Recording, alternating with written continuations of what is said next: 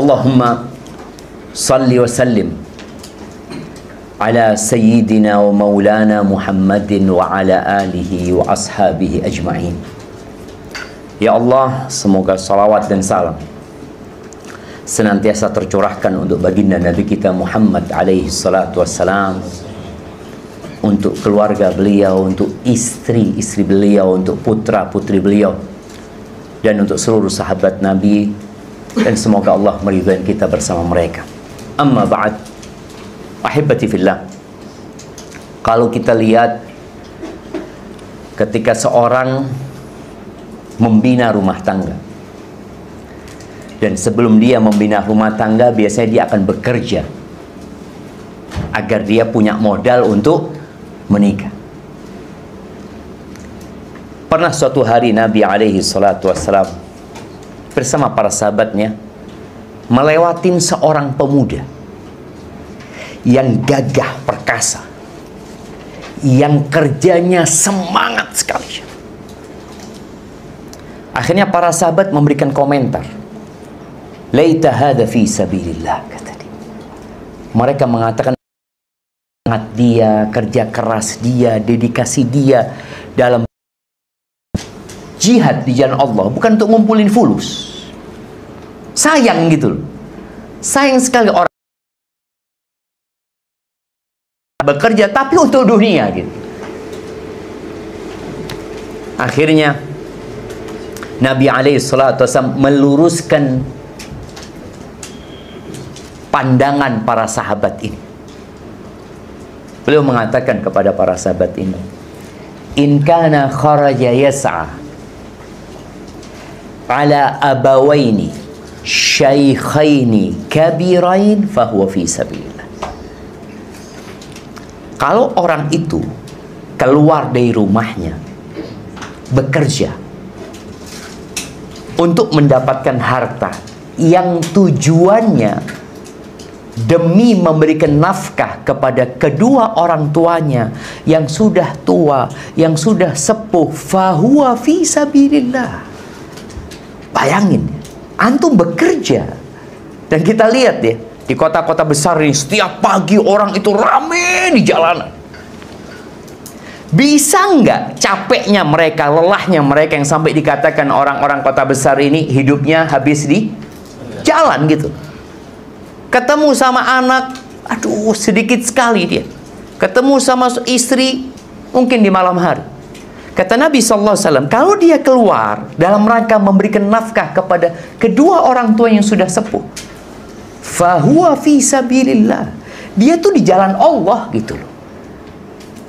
Jangan dianggap dia itu nggak dapat pahala. Yang kedua, in kana kharaja yas'a ala auladin lahu sighar fahuwa fi sabilillah. Kalau dia keluar bekerja ya, kadang-kala kita tahu orang kampung berangkat ke kota besar merantau sama, pulang 2 bulan sekali, pulang 3 bulan sekali, ada yang 4 bulan sekali baru pulang, ada yang merantau mungkin ke Malaysia, ada yang merantau mungkin ke tempat lainnya, dan dia pulangnya jarang. Kalau tujuan dia untuk memberikan nafkah kepada anak-anak yang masih kecil, ingin anak-anaknya tumbuh besar, mendapatkan pendidikan yang layak, sehingga menjadi anak-anak yang soleh, soleha, fahuwa fi sabilillah. Dia di jalan Allah. Yang ketiga, wa in kana kharaja yas'a yu'iffu nafsahu. Kalau dia bekerja dalam rangka mencukupi dirinya, supaya dia tidak menjadi benalu di keluarganya, nggak minta terus. Kan ada sekarang kita lihat anak-anak muda yang sampai lulus kuliah masih merepotin orang tuanya. Dulu lulus SMP kerja. Ana tanya sama Abah Hana, Bah, Abah lulus SMP? Enggak. Kelas 2 SMP berhenti, naik kelas 3. Nah, kerja sudah.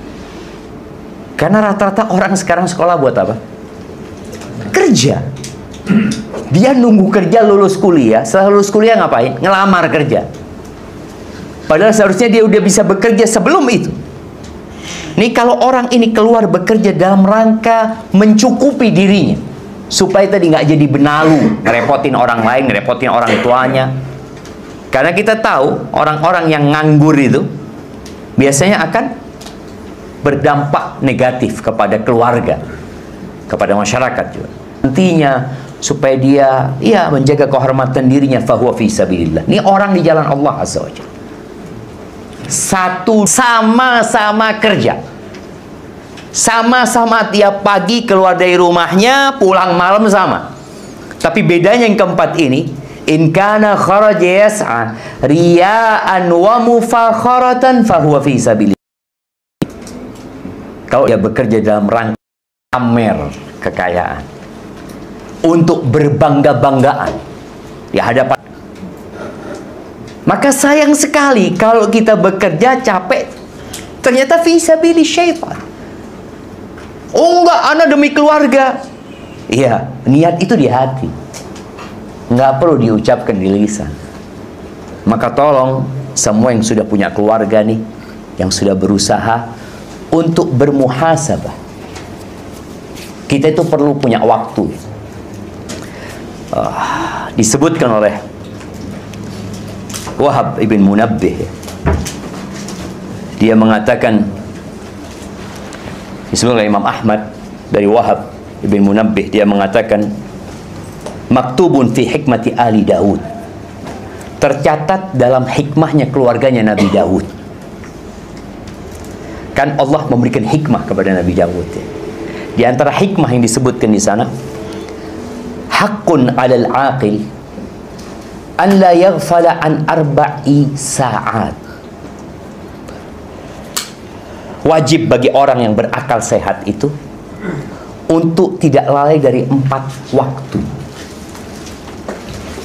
Nih, kita perlu membagi waktu kita. Bukan kerja terus juga, enggak juga. Yang pertama, sa'atin yunaji fiha rabbahu. Dia perlu punya waktu bermunajat kepada Tuhan. Dan waktu yang paling mulia untuk bermunajat ini sepertiga malam akhir, jamaah. Harus antum punya waktu itu. Bicara keluarga, suami istri ini harus saling tolong-menolong untuk bangun bermunajat kepada Allah Azza wa Jalla. Dalam hadis yang sahih, Nabi SAW mengatakan, rahimallahu rajulan qama minal laili fasalla. Allah merahmati seorang suami. Lelaki di sini konteksnya suami. Dia bangun di malam hari, ngapain? Sholat. Dia sholat. Selesai sholat, dia bangunkan istrinya. Bayangin dia. Istrinya nggak tahu berapa rakaat suaminya sholat. Nggak perlu tahu. Ini adalah waktu yang spesial, yang seharusnya kita udah nggak ada orang yang bangun. Nanti selesai engkau sholat, engkau bangunkan istrinya. Setelah dia sholat, dia bangunkan istrinya. Ketika istrinya tidak mau bangun, dia percikan air. Dia bisikan, ayo sayangku ya, ayolah bangun. Nih waktu bermunajat. Nih waktu dikabulkannya doa. Nih waktunya mengajukan proposal, permintaan hajat kita kepada Allah Azza wa Jalla. Nih waktunya. Wallah jemaah. Kita tuh kalau ada orang janji sama kita, ngomong, engkau nanti ketemu ana ya. Ana punya keaman, insyaallah nanti kau datang ketemu ana. Ke kantor nanti. Datang kita berangkat jemaah. Dia janji sama kita, gitu. Insyaallah berapa kebutuhanmu? Ya mungkin 1-2 M. Ntar ana kasih 4 M. Datang nggak antum jemaah? Datang antum, bismillah, semua rapat, semua janji, afwan. Kenapa? Ada 4 M nih. Kita akan datang. Sedangkan Allah Azza wa Jalla di sepertiga malam akhir, sepertiga akhir malam itu, Allah turun ke langit dunia. Kata Nabi SAW, lalu mengatakan, hal min sa'ilin fa'utiyah. Apakah ada yang mau minta sekarang aku kasih, kata Allah Azza wa Jalla. Wa hal min da'in fa'astajibalah. Ada yang mau berdoa aku kabulkan. Wa hal min mustaghfirin fa'aghfirlah. Ada yang mau minta ampun sama aku ampuni dia. Wallah jemaah, Allah mengatakan itu. Lalu kita nggak bangun, ada masalah sama kita. Engkau punya perlu, ayo bangun. Mungkin suami istri ini nggak selalu suaminya yang soleh. Nah, lebih soleh suami apa istri?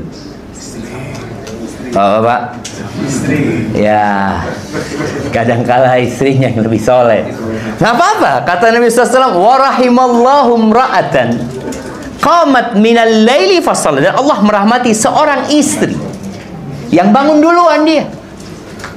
Memang kadangkala kita suruh berlomba-lomba dalam kebaikan ya. Istri yang bangun duluan. Dia bangun kemudian dia sholat. Selesai sholat baru dia bangunkan suami. Tapi lihat ya, ketika suaminya nggak bangun, diapakan sama istrinya? Dipercikan air. Antum siap dipercikan air? Bapak-bapak? Hah? Kan nggak wajib sholat malam, Ustaz. Kenapa harus percikan air? Subhanallah jemaah. Itu istri yang soleha. Mungkin sekarang suaminya nggak berpercikan air, ya kasih kopi, bikinkan kopi ya. Bang, kopinya udah jadi. Subhanallah jemaah. Benar, ketika ini terjadi, rahmat Allah turun jemaah. Di rumah itu rahmat Allah turun. Pernah ada seorang budak yang dijual oleh majikannya karena butuh uang. Dijuallah dia. Sepertiga malam akhir dia bangunkan satu rumah itu jemaah. Kom. Bingung mereka, kata dia. Udah subuh, kata dia. Belum, kata dia. Belum subuh, kata dia. Loh kan belum subuh. Oh, kalian bangun kalau subuh saja, kata dia. Paginya budak ini kembali ke majikannya. Kata dia. Balikan duitnya itu kepada mereka, kata dia. Kalian jual aku kepada orang yang tidak sholat kecuali subuh, kata dia. Bayangin, sampai budaknya ini karena hidup di keluarga yang selalu sholat malam, dia nggak kuat ketika harus hidup dengan majikan baru yang sholatnya cuma subuh. Jemaah, kita disuruh berlomba-lomba dalam kebaikan. Jibril alaihi salam pernah berpesan kepada Nabi Muhammad SAW. Ya Muhammad, alaikas salatu wassalam ya Rasulullah, ish ma syi'ta fa innaka mayyitun. Wahai Muhammad, hiduplah semaumu. Tapi kau pasti mati gitu loh. Pasti mati. Wa'mal ma syi'ta fa innaka majziyun bih. Dan beramallah sesukamu. Mau-mau sudah beramal, engkau pasti dibalas sudah. Dan kita tahu, faman ya'mal mithqala dzarratin khairan yarah wa man ya'mal mithqala dzarratin syarran yarah. Sekecil apapun, kalau itu kebaikan, akan dibalas sama Allah. Engkau akan mendapatkan balasan. Tapi sebaliknya, wa ahbib man syi'ta fa innaka mufariquh. Silahkan engkau cintai siapa yang engkau mau, tapi pasti engkau berpisah sama dia.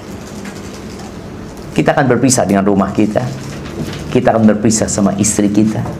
Kita akan berpisah sama orang tua kita. Bahkan sebagian orang sudah berpisah sama orang tuanya. Udah gak ketemu lagi sama ayahnya, gak ketemu lagi sama emaknya, udah gak ketemu lagi, sudah selesai. Dan dia pun berpisah sama anak-anak. Lalu kata Jibril, wa'alam anna syarafal mu'min qiyamuhu bil-lail. Ketahuilah bahwa keutamaan orang beriman, kemuliaan orang beriman itu qiyamul lail, jemaah. Qiyamul lail. Jadi kalau antum sedang berusaha mencari kemuliaan, kita lihat banyak orang-orang mencari kemuliaan dengan jalur, ya, mencalonkan diri jadi presiden, mencalonkan diri jadi bupati, mencalonkan diri jadi gubernur, apalah. Atau dia sibuk dengan mengumpulkan harta, dia berpikir itulah kemuliaan, syaraf. Kalau mau tahu orang mulia, qiyamuhu billah. Nggak ada orang tahu, cuma dia sama Allah Azza wa Jalla. Dan Allah akan kasih kemuliaan. Wa izzatahu istighna'uhu 'anil nas. Dan kehormatan dia ketika dia tidak bergantung dan tidak butuh sama manusia, enggak. Itu kemuliaan dan kehormatan. Maka tadi kata Wahab yang mengatakan bahwasanya perlu kita punya waktu bermunajat sama Allah Azza wa Jalla. Tapi tidak semua orang bisa qiyamul lail. Ya udah, antum cari waktu sebelum tidur mungkin. Ada orang kalau sudah tidur Ustaz sulit bangun Ustaz. Nah, makanya pesan Nabi SAW kepada Abu Hurairah agar dia tidak tidur kecuali sholat witir. Ya udah, kalau antum nggak mampu sebelum tidur sholat witir, duduk sebelum tidur, antum ingat loh, munajat sama Allah. Yang kedua, wasa'ah yuhasib fiha nafsahu. Dia perlu punya waktu mengkoreksi dirinya. Perlu dia punya waktu menilai dirinya. Subhanallah ya. Bagaimana cara menilai diri kita, jemaah? Salah satu yang ketiga ini nanti. Kita bisa menilai diri kita, bermuhasabah ya, untuk bermuhasabah hari itu umpamanya. Hari ini aku baca Quran berapa lembar ya? Kayaknya nggak ada baca Quran. Hari ini aku menghafal Quran berapa ayat ya? Kayaknya nggak ada. Oke, kalau menghafal mungkin berat. Hisabnya tahunan lah. Tahun kemarin aku ada tambahan surat baru nggak? Coba engkau berhisab. Boleh jadi nggak ada, jemaah. Umur nambah, hafalan Quran nggak pernah nambah. Segitu doang. Apa yang dihafal? Qul huwallahu ahad. Qul a'udzu birabbil falaq. Qul a'udzu birabbin nas. Tambah lagi. Tabbat yada abi lahabi wa tab. Idza jaa nasrullahi wal fath. Inna a'tainakal kautsar. Terus wal asri. Innal insana fi khusr. Apa lagi? Qul ya ayyuhal kafirun.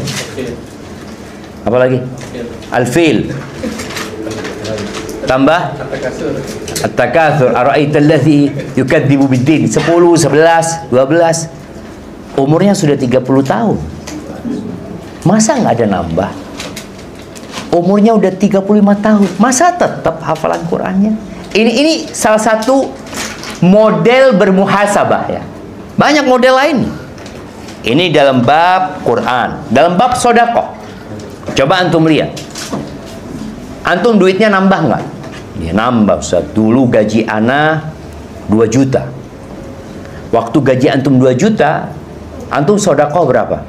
Alhamdulillah Ustaz, ana waktu itu sedekahnya 200.000. Berarti berapa persen? 10%. Sekarang gaji, alhamdulillah sudah 10 juta.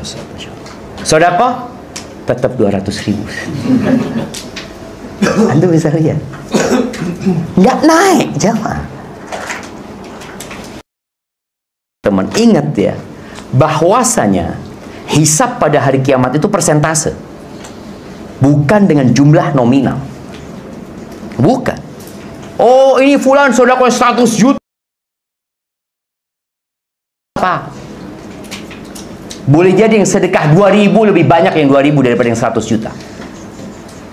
Karena persentase tadi. Nabi SAW mengatakan sabaqa dirhamun mi'ata dinar. 1 dirham bisa mengalahkan 100 dinar. 100 dinar itu 4 on seperempat. Iya. 4 on seperempat jamaah. Bisa mengalahkan 1/10 dinar. 1 dirham itu 1/10 dinar. Ya berarti berapa jemaah? Kalau emas itu, kalau 4,5 gram itu sekarang berapa? 10 juta? Anggap 10 juta lah. Berarti 1 dirham ini 1 juta. 1 juta bisa mengalahkan 1 miliar. Kok bisa? Para sahabat heran. Maka Nabi SAW menjelaskan, itu orang yang sedekah 1 dirham, dia punya 2 dirham. Hartanya cuma 2 dirham. Kan ada orang yang kerja hari itu makan Ya udah, besok ya besok, kata dia. Ada orang butuh, dia kasih separuh, dia bagikan hartanya. Dia mungkin dapat duit hari itu 100.000, 50.000 dia berikan kepada orang. Atau dia masuk masjid, dia taruh 50.000, dia bawa pulang. Setengah hartanya, 50%.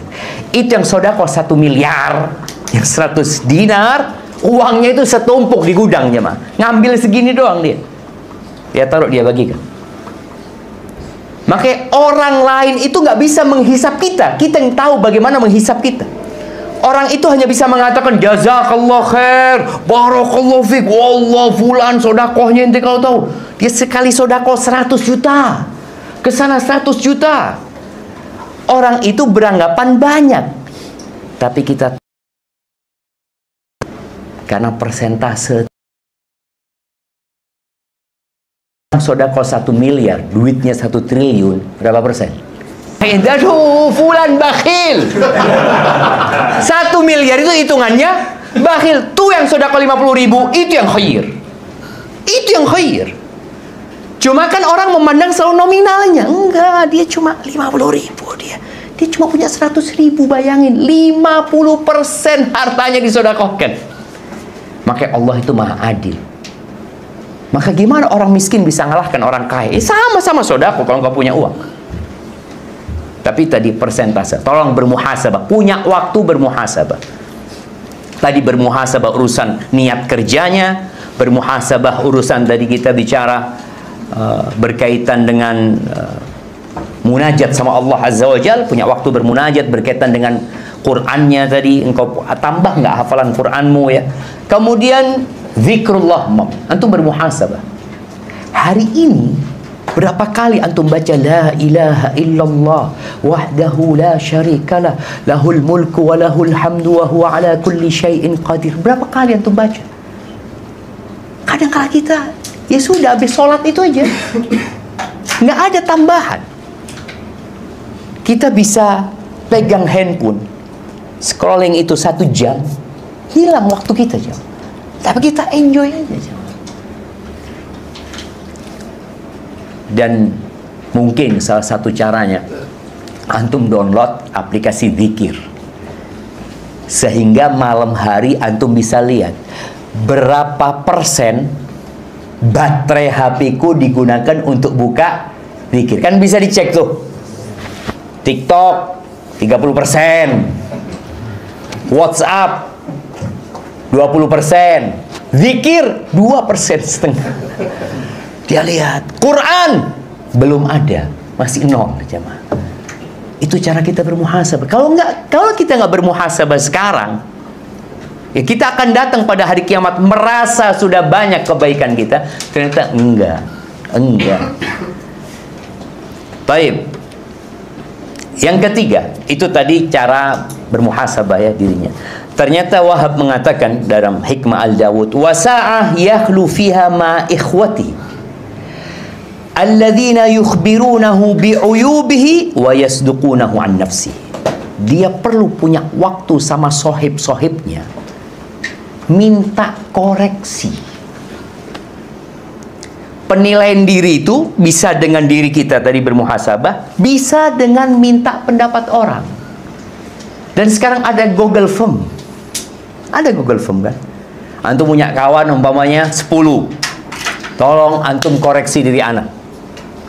Gak usah sebut nama. Kalau sebut nama kan akhirnya kita ketemu, aduh, ini fulan yang ngeritiki anak kayak gini. Jangan, gak usah sebut nama. Kalau orang dulu suka jamaah, kalau ada yang ngeritik itu suka banget. Sampai Umar bin Khattab mengatakan radhiyallahu anhu, rahimallahu rajulan ahda ilaina uyubana. Semoga Allah merahmati orang-orang yang menghadiahkan kepada kami aib-aib kami. Terus terang kadang-kala kita itu nggak melihat kita punya aib. Contoh nih, di belakang punggung antum, di punggung antum ini ada bekas cat warna putih karena antum nempel di tembok, kemudian membekas tuh putih. Antum kelihatan? Nggak kelihatan. Siapa yang kelihatan? Orang lain. Maka di sini kenapa kita butuh sama orang lain untuk mengkoreksi diri kita? Dan Nabi SAW mengatakan, al-mu'min mir'atu akhi. Mukmin itu cermin buat saudaranya. Anda bisa lihat. Maka anak kadang kala melihat, oh ternyata miring anak punya topi. Kadang kala tim mengatakan dari jauh, oh anak paham topi anak miring gitu. Karena anak nggak ngelihat diri anak. Orang lain yang melihat diri Anda. Antum pun sama seperti itu. Kadang-kala kita merasa udah baik. Kita merasa enggak, Anda udah baik. Tapi ada orang yang mengatakan, enggak, antum sombong. Tuh dari mana? Setiap kali antum ngobrol selalu ana, aku, saya. Jarang antum mendengarkan orang lain. Selalu jadi aktor kalau berbicara. Nah, jangan. Ini koreksi dari teman. Makanya tadi, kalau antum bisa punya waktu sama teman-teman, duduklah. Tolong koreksi anak. Cuma kadang-kadang tadi, malu teman kita mau ngoreksi kita. Maka sekarang pakai apa? Google Form. Atau ada aplikasi lain lah ya. Kita minta sama dia. Kalau enggak dibikin dulu. Supaya kita tahu indikatornya apa aja gitu ya. Kita bikin, dia tinggal contreng. Supaya kita kan ada akhlak-akhlak buruk itu. Mai bakhil ya. Itu akhlak buruk ya. Kemudian sulit mendengarkan nasihat ya. Termasuk akhlak buruk. Kemudian ambisi duniawi ya. Hubbud dunia dikatakan ra'su kulli khati'ah. Terlalu cinta sama dunia jemaah. Kemudian ada orang yang termasuk akhlak buruk itu suka marah, emosi. Kalau emosi sudah jangan ditanya. Dan yang paling tahu sama kekurangan kita itu istri kita. Istri kita. Maka jadikan istri itu sohib yang mengkoreksi kita. Dia tanya sama dia. Nabi SAW mengatakan khairukum li ahli. Orang yang terbaik di antara kalian adalah yang paling baik sama keluarganya. Wa ana khairukum li ahli. Dan aku orang yang terbaik kepada keluargaku. Maka kalau ingin tahu aibmu, dia tanya sama istri. Kalau istri mengatakan antum baik, insya Allah antum baik. Tapi ada suami yang pandai bertopeng di rumahnya. Khair suaminya, Masya Allah. Suamiku nggak ada yang kayak dia. Dia kerja dari pagi, siang, malam, kadang-kadang nginep di kantor. Kata sahibnya, di kantor mana nginep? Kantor mana? Sama anak dia. Loh, iya. Kadang-kadang tadi kita perlu koreksi di dalam, koreksi di luar. Di luar sohib, di dalam istri. Jadi kan dia orang yang koreksi kita.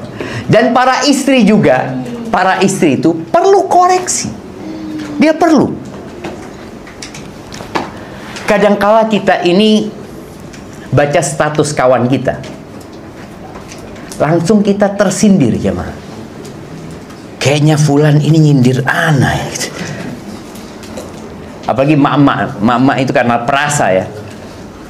Sampai ada beberapa orang kalau bikin status itu dikecualikan fulana.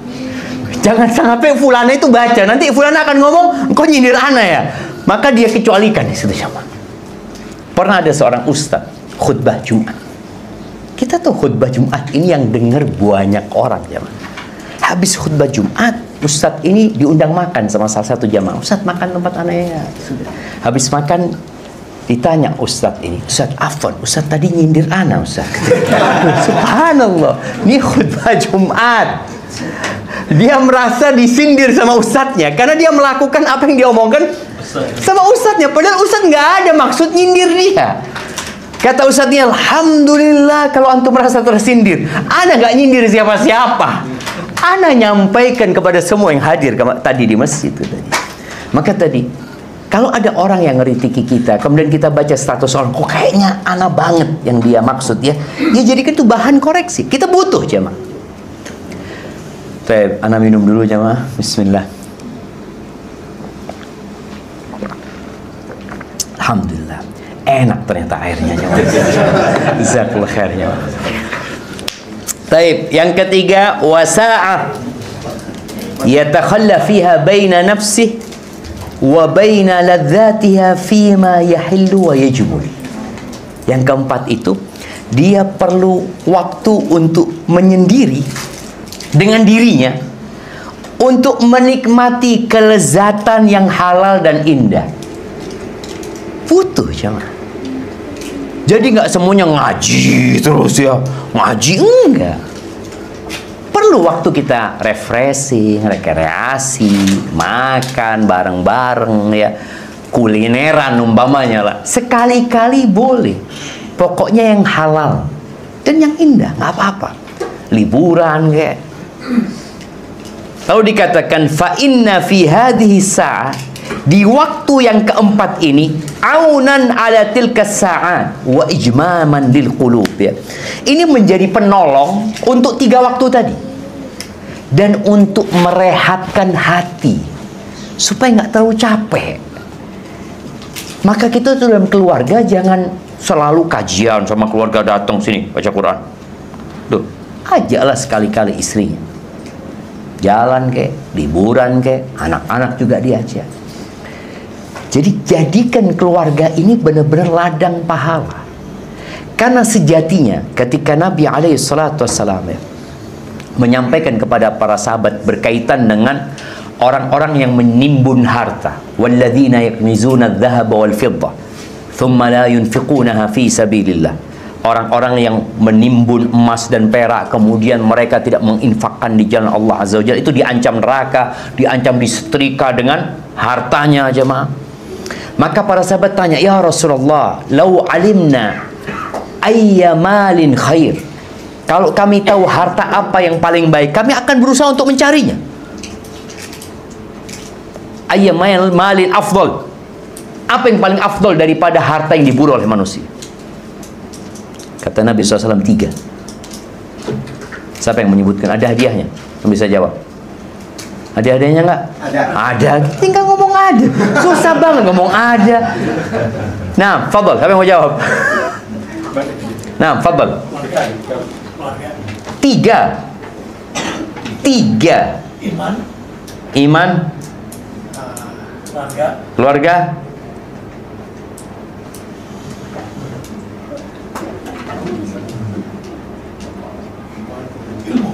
Ilmu. Ya, hampir jemaah. Hampir tepat, tapi belum. Nah, fadal. Istri yang soleha. Istri yang soleha. Terus kendaraan yang baik ya. Kendaraan yang baik. Tempat tinggal yang luas juga, ya. Nah, tetangga yang baik. Tetangga yang baik, ya. Itu jawaban benar, tapi bukan untuk pertanyaan ini. Oh, beda. Oh, beda. Nah, itu 4 faktor kebahagiaan ya. 4 faktor kebahagiaan yang disebutkan sama Nabi SAW ya.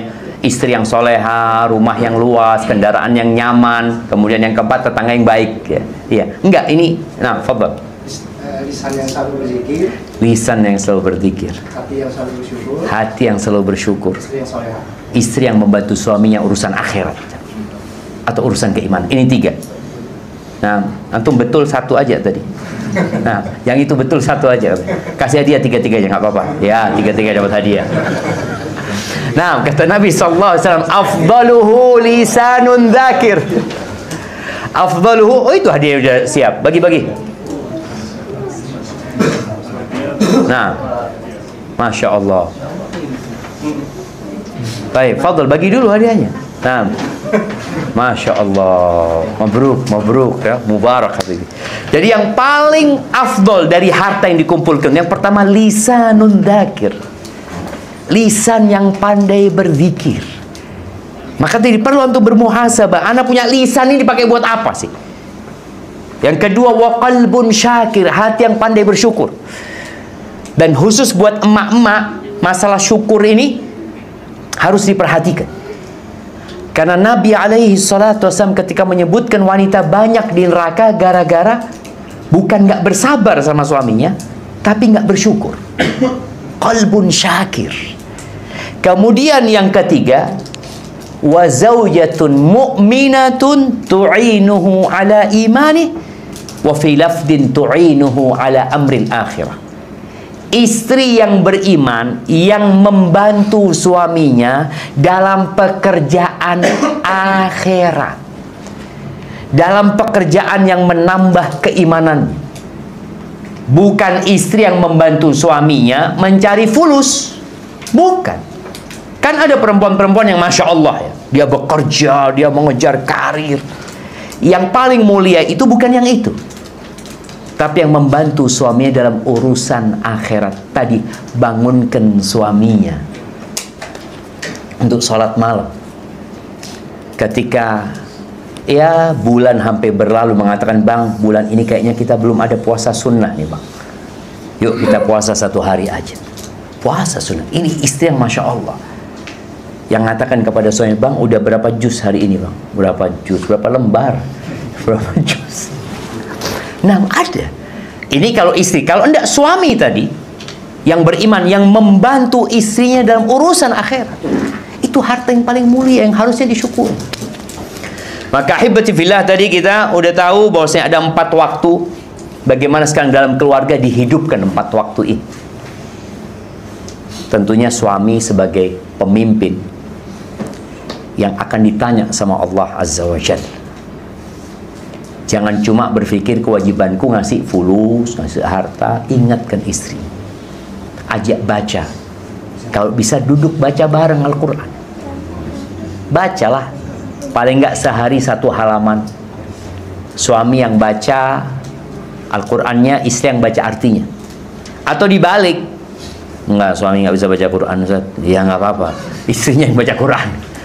Boleh nggak Ustaz, istri jadi imam di rumah buat suaminya? Boleh nggak jamaah? Ini suami Al-Fatihah belum bener Ustaz. Nggak boleh, nggak bisa. Terus ya belajar suami, belajar setoran sama istrinya. Tapi memang kalau untuk setoran sama istri berat jamaah ya. Pemimpin setoran sama anak buah ini, aduh enggak lah, anak setoran di masjid. Nggak apa-apa, engkau cari setoran tempat lain. Ini termasuk berlomba-lomba dalam kebaikan. Kemudian yang terakhir sebelum kita masuk ke sesi tanya jawab, ada ungkapan salah seorang ulama. Tunggu bentar, mana kok hilang jemaah?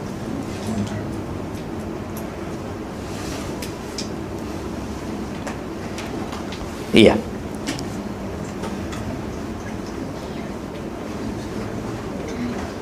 Nah, ucapan Ibnu Qayyim ya, dari Hasan al-Basri rahimahullah, annahu qala al-mu'min qawwamun ala nafsi yuhasibu nafsahu lillah. Orang mukmin itu adalah orang yang selalu mengevaluasi diri untuk Allah Azza wa Jalla. Karena kita semua akan berjumpa sama Allah tanpa ada penerjemah. Tanpa ada penerjemah. Istri kita juga akan dihisap sendiri. Kita akan dihisap sendiri. Tapi yang jadi masalah, kita juga akan dihisap dalam rangka mempertanggungjawabkan istri dan anak-anak kita. Wa inna ma khaffal hisab yaumal qiyamah ala qaumin hasabu anfusahum fid dunya. Hisab itu jadi ringan. Di antara doa yang ya dianjurkan untuk dibaca, Allahumma hasibni hisaban yasirah. Ya Allah, hisablah aku dengan hisab yang mudah. Kita berdoa, tapi ada usaha, ada upaya dari kita supaya hisab kita mudah. Maka kata Hasan al-Basri, menjadi ringan hisab pada hari kiamat ketika orang-orang itu di dunia menghisab diri mereka. Makanya kita tahu ada audit internal, ada audit eksternal. Audit eksternal itu akan jadi mudah tatkala kita secara internal sudah mengaudit diri kita. Jadi ketika mereka mengaudit sudah aman, tinggal ini, itu mungkin tinggal diperbaiki, tinggal disempurnakan. Maka begitu pula pada hari kiamat. Tatkala kita sudah menghisab diri kita, jadi ringan hisab pada hari itu. Wa innama syaqqal hisab yaumal qiyamah ala qaumin akhadhu hadzal amra min ghairi muhasabah. Menjadi berat hisab pada hari kiamat itu buat orang-orang yang memang dia meremehkan hal ini gitu. Dia meremehkan, oh, sudahlah, Allah Ghafurur Rahim, Allah Maha Pengampun, Allah Maha Penyayang. Iya, tapi antum harus bermuhasabah agar kita tahu kira-kira amalan kita cukup apa enggak. Amalan sudah enggak banyak, kemudian belum tentu diterima lagi sama Allah Azza wa Jalla. Barakallahu fiik, itu mungkin dapat Anda sampaikan pada kesempatan kali ini. Tafadhol kalau ada pertanyaan ya. Biasanya yang banyak tanya ini emak-emak ya, karena bapak-bapak sudah merasa cukup ilmunya sudah. Nah, mau tanya lagi sama Ustaz gitu kan. Nah, tafadhol. Anda bacain sudah. Jazakallahu khair. Pertanyaan titipan fulana. Insyaallah. Assalamualaikum Ustaz. Waalaikumsalam warahmatullahi wabarakatuh. Semoga Ustaz beserta keluarga diberikan rahmat dan lindungan Allah Azza wa Jalla. Amin. Mohon beri sarannya Ustaz untuk kedua orang tua kami. Usianya saat ini 60-70 tahun. Di rumah mereka beberapa tahun ini komunikasinya sudah semakin tidak baik. Umur berapa jamaah? 60-70. Tidur juga pisah ranjang. Umur berapa pisah ranjang? 60-70. Sang bapak dan ibu masing-masing mengeluhkan kekurangan pasangannya kepada anak-anaknya. Masing-masing inginnya pasangannya berubah, tapi masing-masing bersikeras tidak mau berubah karena merasa karakternya sudah seperti itu. Kami ajak ke konsultan pernikahan pun tidak mau. Kami sangat menyayangkan kondisinya. Harus jadi tidak nyaman bagi mereka seperti ini. Qadarullah. Mohon saran terbaik dari Ustaz. Jazakallahu khairan. Nah, ini Anda jawab satu dulu ya. Ada banyak pertanyaan. Oke, satu dulu. Siap. Ahibati fillah. Nabi alaihi salatu wasallam menyebut bahwa di antara kerjaan setan yang paling dicintai oleh iblis adalah menceraikan dan memisahkan seorang suami dan istrinya, istri dari suami. Sedih jamaah ya, ketika melihat orang sudah sama-sama tua yang seharusnya mendekatkan diri kepada Allah, namun keduanya mempertahankan egonya masing-masing.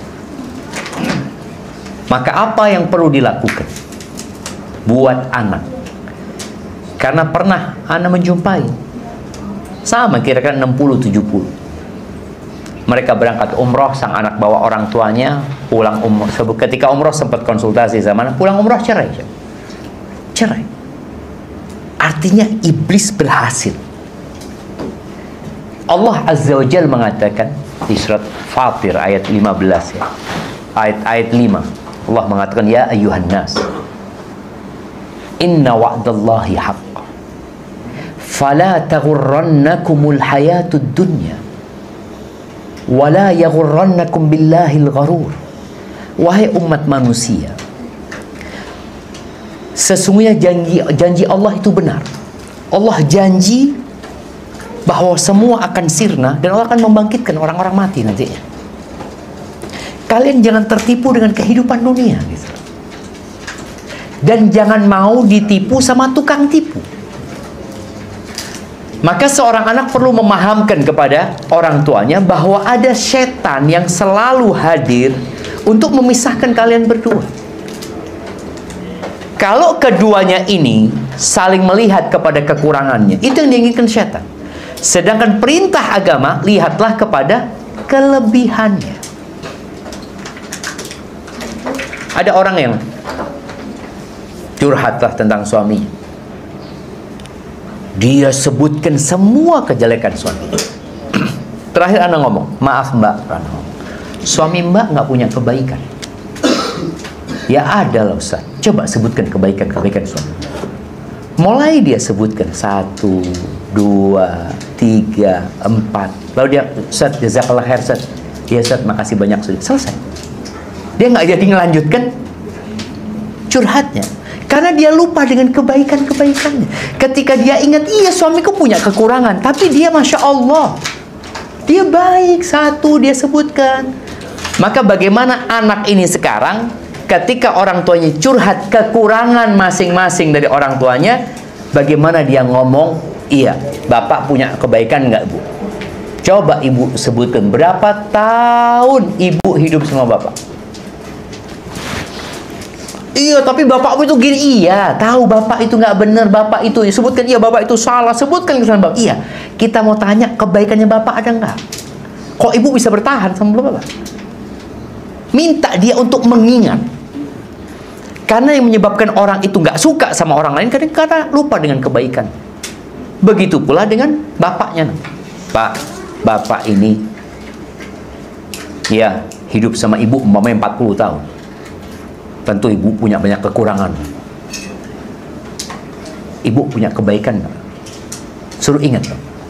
Wallahi jamaah, kalau antum ingat dengan kebaikan istri antum, bagaimana dia hamil anak antum, bagaimana dia tatkala harus melahirkan anak antum mempertaruhkan nyawanya. Dia 9 bulan di perutnya itu membawa anak kita.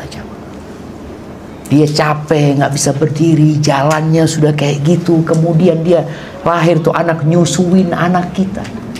Maka coba disuruh melihat kepada kebaikan ini aja. Mudah-mudahan dengan melihat kepada kebaikannya itu, ya keburukannya sudah. Semua orang punya keburukan. Kadang-kala tadi kita mau merubah keburukannya udah repot ya. Mereka nggak mau, udah. Kalau mereka nggak mau itu urusan mereka. Tapi bagaimana tiap orang melihat kepada kebaikan. Kata Nabi SAW, la yafraq mu'minun mu'minan. Tidak, nggak boleh ya, nggak boleh suami yang beriman benci sama istrinya yang beriman, nggak boleh. In kariha minha khuluqan, kalau ada karakter istri yang tidak dia sukai, radiya minha akhar, bukankah ada yang lainnya yang dia sukai? Kalau nggak ada kebaikan, ya ayah nggak akan nikah sama ibu, ibu nggak akan nikah sama ayah. Iya, jelas mereka punya kebaikan. Mungkin itu usaha anak ya, untuk membuat mereka mengingat. Kemudian diajaklah sekali-kali bapaknya ke tempatnya orang-orang miskin, ajak bapaknya ke kuburan, ibunya juga seperti itu, supaya hatinya lembut. Karena di antara yang melembutkan hati itu kumpul sama orang-orang miskin. Dan ya tadi kebanyakan orang kaya itu nggak kenal sama orang miskin. Kenapa? Dia titip kalau sedekah, titip, transfer ini itu, bagus, nggak ada masalah. Tapi sekali-kali antum harus datang. Sehingga antum bukan hanya dapat fadilah sedekah, tapi antum dapat fadilah melembutkan hati. Ketika datang ke rumahnya orang miskin, ya Allah, lihat sana, ya Allah, antum jadi ingat nikmat Allah banyak. Tapi tatkala kumpulannya sama orang-orang fulus, ya sudah, hatinya semakin keras. Maka tadi juga suami kalau dapat istri sudah mulai omongannya dunia ini itu macam-macam, sudah bismillah naik motor, sudah kemana kita carilah ke gang-gang situ, kasih amplop istrinya, yuk ini bawa kita bagikan tuh, sehingga dia pulang dari sana dia merasakan alhamdulillah, bersyukur kepada Allah. Barakallahu fikum. Baik. Bismillah. Afwan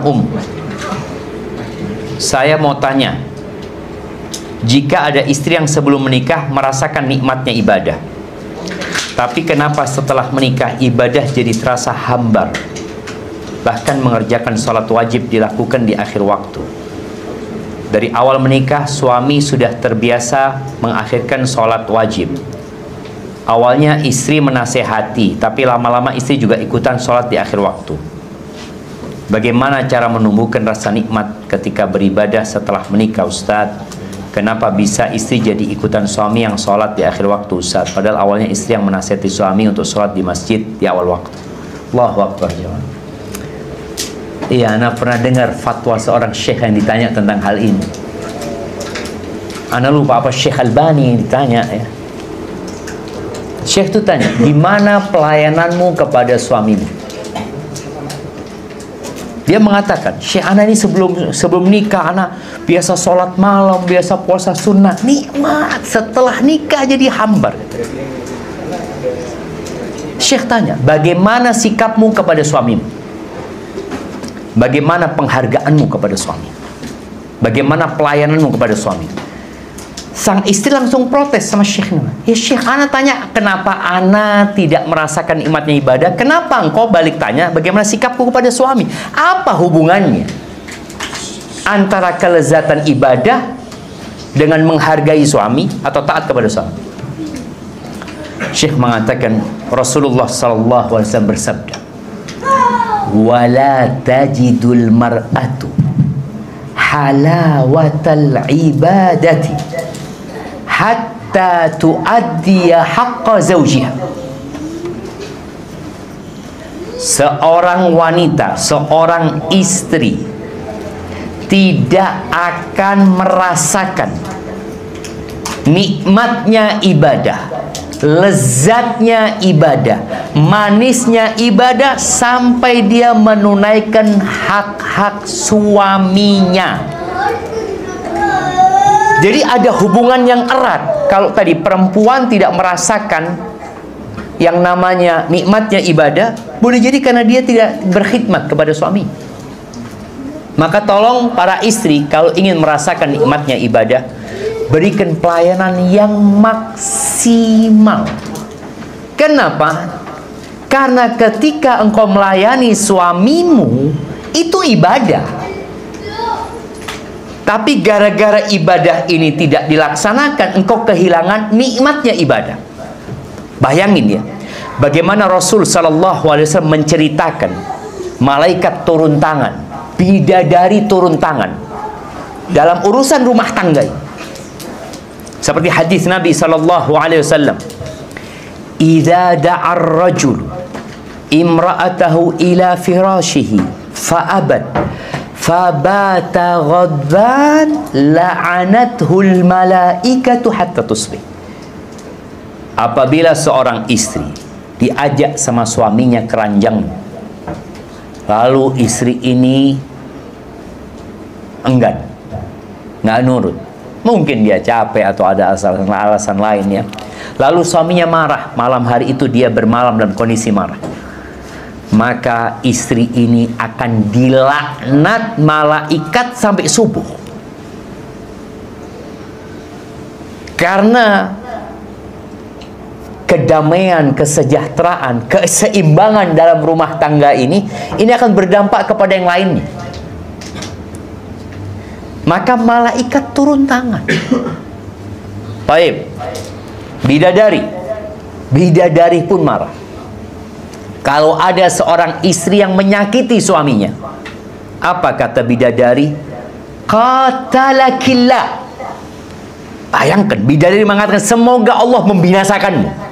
Kepada istrinya, innama huwa dakhilun alaiki yushiku an yufariqaki.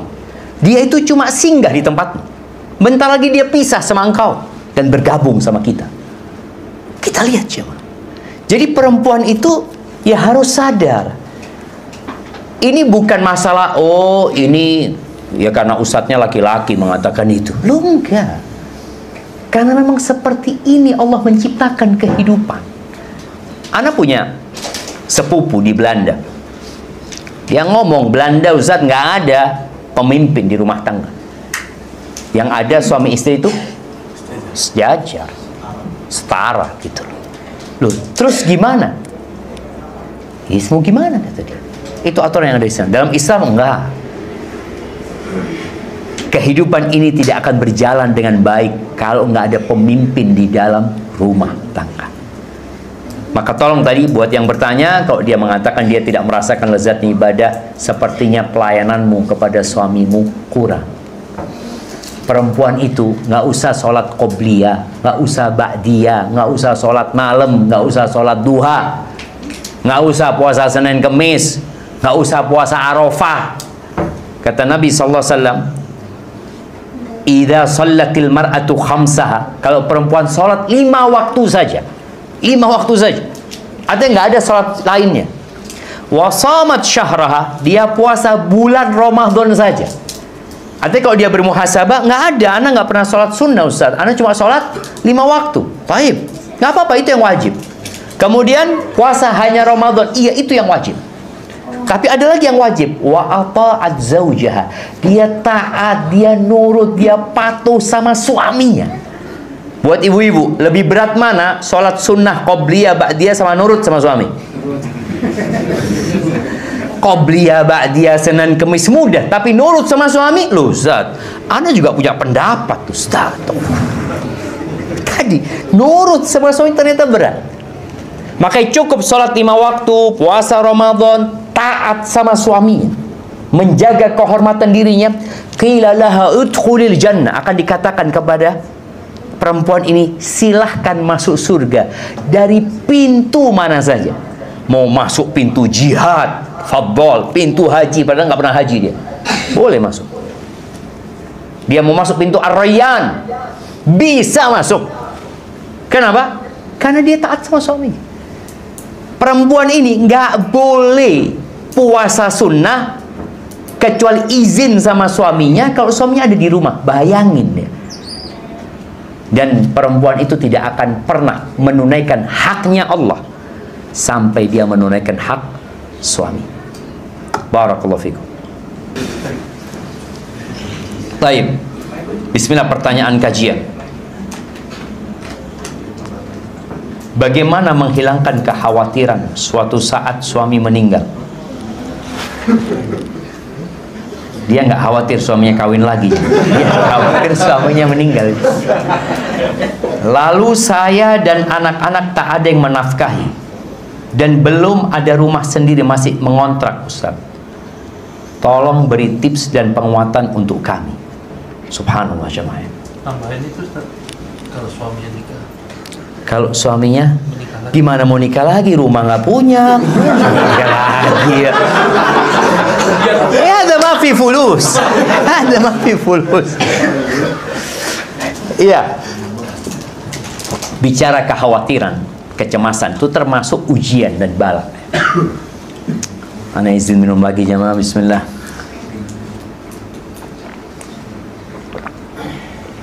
Alhamdulillah.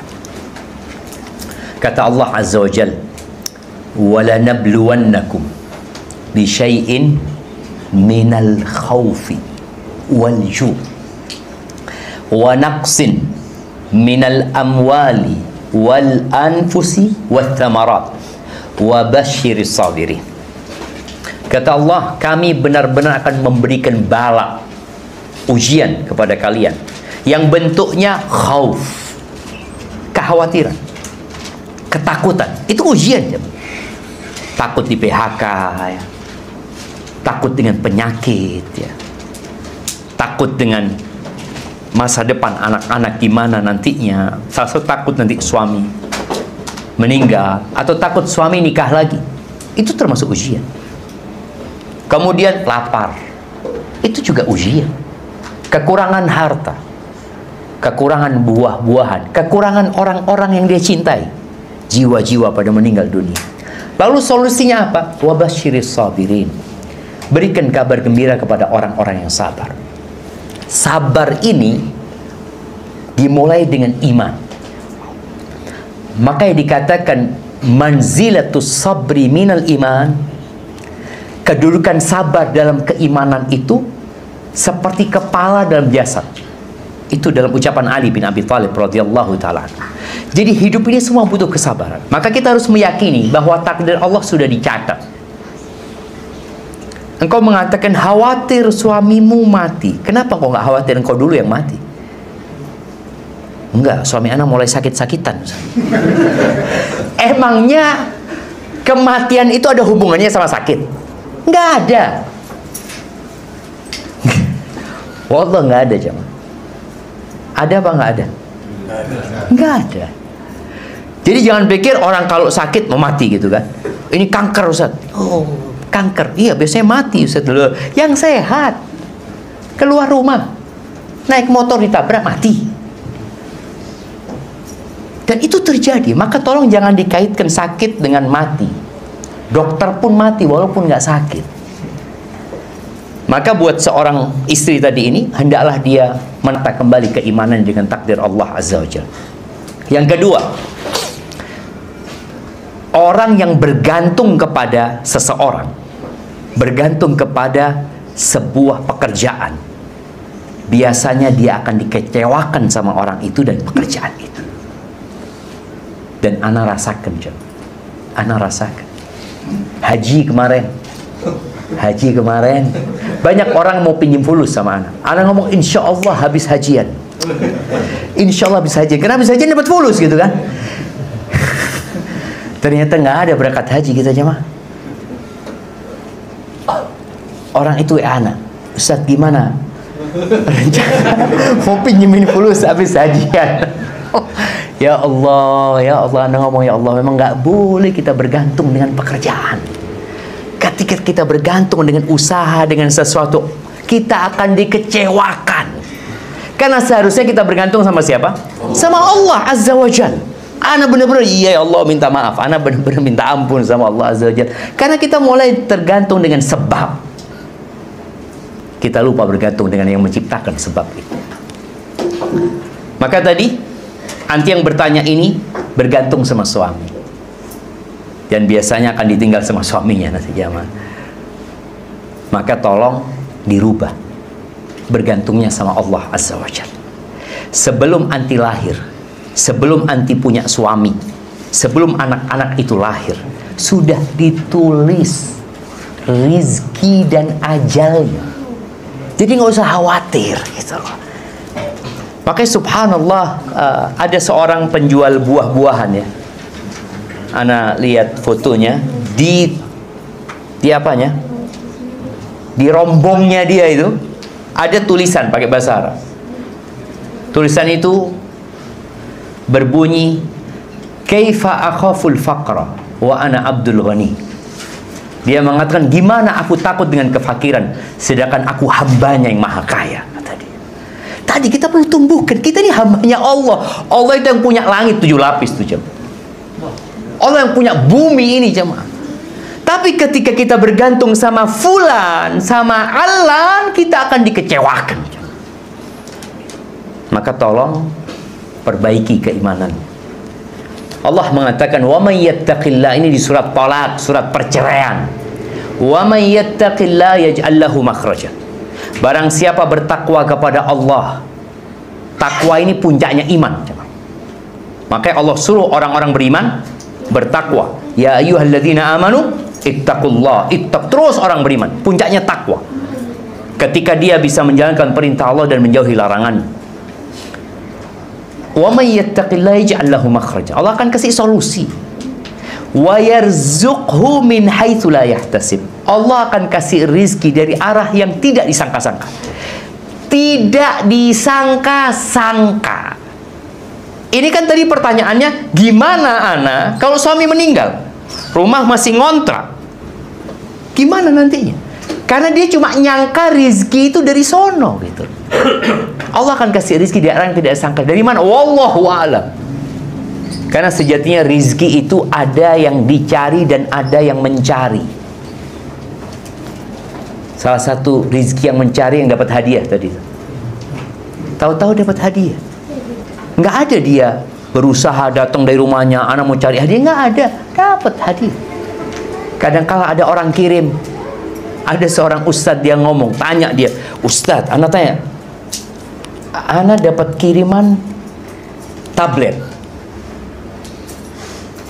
tapi nggak tahu siapa yang ngirim. Apa boleh anak pakai? Kata dia. Anak tanya, namanya siapa yang ada di paket itu? Ya namanya anak. Insya Allah hadiah lah buat antum. Karena kalau namanya orang lain ya lain lagi. Ini namanya antum, berarti dia mau kasih hadiah, cuma dia nggak mau tahu gitu. Ya sudah rizki. Itu ada rizki dari arah yang tidak disangka-sangka. Dan di antara rizki yang paling besar adalah nikmat sehat. Sehat. Siapa yang mau suaminya mati dapat uang 1 triliun, tapi setahun kemudian stroke? Mau? 1 triliun jemaah. Buat apa kalau sudah stroke? Jalan nggak bisa, pakai kursi roda. Buat apa tuh duit jemaah? Maka nikmat sehat itu jauh lebih besar ya. Maka tadi bertakwalah kepada Allah. Allah akan kasih solusi, dan bertawakallah.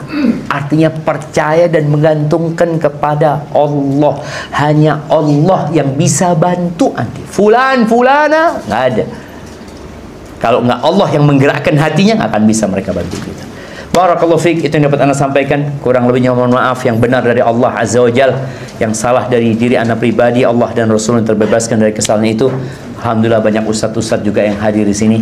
Masya Allah. Kalau mungkin ada tambahan, Ustaz, tafadhal Ustazana. Ana mohon undur diri. Sudah cukup Bapak. Subhanakallahumma bihamdika asyhadu an la ilaha illa anta astaghfiruka wa atubu ilaik. Assalamualaikum warahmatullahi wabarakatuh.